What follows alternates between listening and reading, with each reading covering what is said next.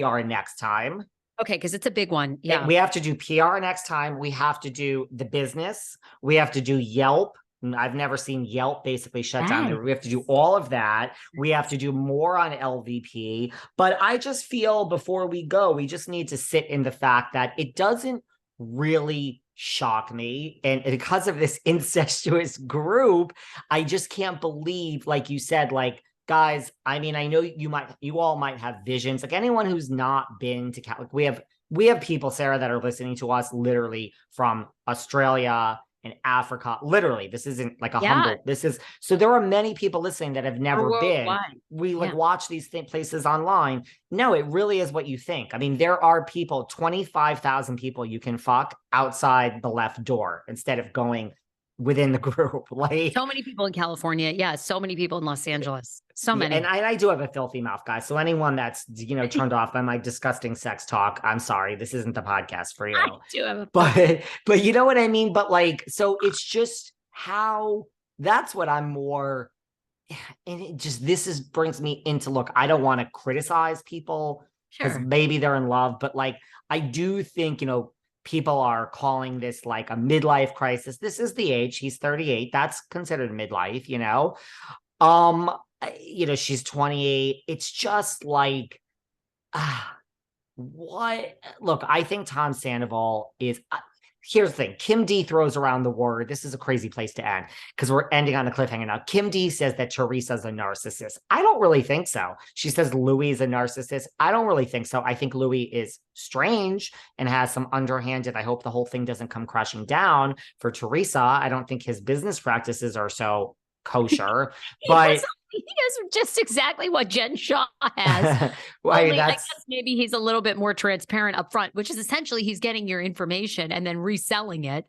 The money makes no sense to me. But like, I don't know. But like, why is no one? I mean, I saw one person. I think Tom Sandoval is like small dicked, like narcissist complex. Like, look, and I'm not saying Raquel is innocent. I'm not. I'm just saying like, I don't know, like here, some people, they're trying to, we're going to get into the PR of how they're trying to paint her.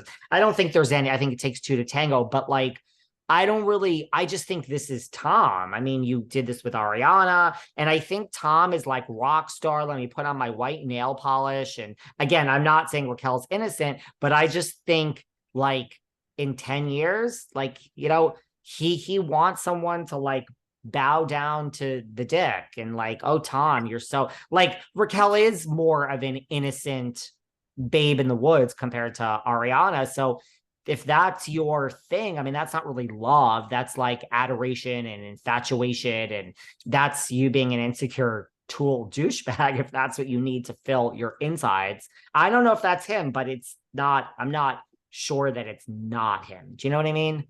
Yeah.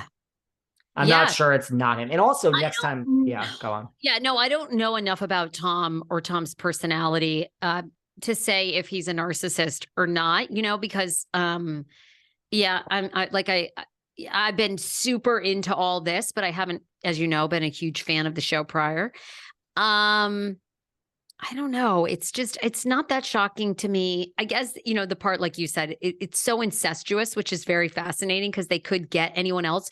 But in a way, it reminds me lots of times Hollywood affairs that we've seen, like Arnold Schwarzenegger comes to mind, who, had the love affair with his housekeeper. And then they had that son together. Lots of times it's people that kind of know you because there's like a level of trust, and we know Ariana basically, I guess, probably had this suspicion, but really it was confirmed when she picks up Tom's phone. It falls out of his pocket at a show and happens to be open. She starts scrolling through and there is a FaceTime recorded video of Raquel basically like finger banging herself or whatever. So that was, I think lots of times you hook up with people in your immediate circle because there's a level of like trust. We're going through this experience together. I can trust you versus if you do it with a stranger, you probably know they're immediately going to Daily Mail or coming on our podcast or whatever and spilling secrets. So, and it kind of worked. I mean, 6 months is a long time when you're as famous as they are and filming and no one outed them. I mean, but what a great, and we have to talk also next time about you know, Raquel's motivations. There's a lot of people that, and then we also have to talk next time about the cast reaction. Like, this is a whole conversation we don't have time for now. Like, I don't know why the white Kanye, DJ James Kennedy, is so, I mean, he's like outraged. No, that's like what he calls himself. This isn't me being, this is, oh yeah, he used to, I mean, yeah, this is what Mr. Kennedy, I'm sorry, I have a soft spot for James Kennedy. I like, listen, maybe this is why I like Jeff Lewis, Kelly Dodd. I mean, I have an ego that's like in your face. Like, I guess I kind of like that kind of personality. I just love James, like when he's like just so self-assured. But anyway, James is so outraged. It's like, you weren't dating Raquel. Like, you've already moved on. Your girlfriend Allie is on the show. Like, there's no like timeline where you were necessarily cheated on. He's so outraged. Like, it is, I just think like James, that's the thing. You talk about Andy. Andy doesn't even have a piece of the show. I think James, I mean, James probably the most, because Lala really is very, you know, loyal to Ariana. But like, you mean to tell me if you're not involved in this, like Sheena, if this isn't your mess, you ain't going home and fucking getting on your knees and looking up and saying, thank you, fucking God. Like, if you're James Kennedy, thank you, God. Are. Like, I just got another $500,000 over the next 4 or 5 years. Thank you. They are thrilled. I'm sorry. They are stirring. You're talking millions appearances. You're talking cameos. You're talking, they have never been more relevant. All of them since the beginning. Like, Jax, Stassi, you know, like, I mean, they're all like, even though I know they're not on the show, I mean, you even wonder with something as big as this, do they find a way to bring them back in some way, shape, or form? It would not shock me, because I don't know, people forget so easily. You know, could I see Jax coming back in some form and weighing back in? Yeah, 100%. I could. Well, here, let's start let's end on a hate note. I will say this before. I think Stassi and Jax and Kristen would absolutely never be fired.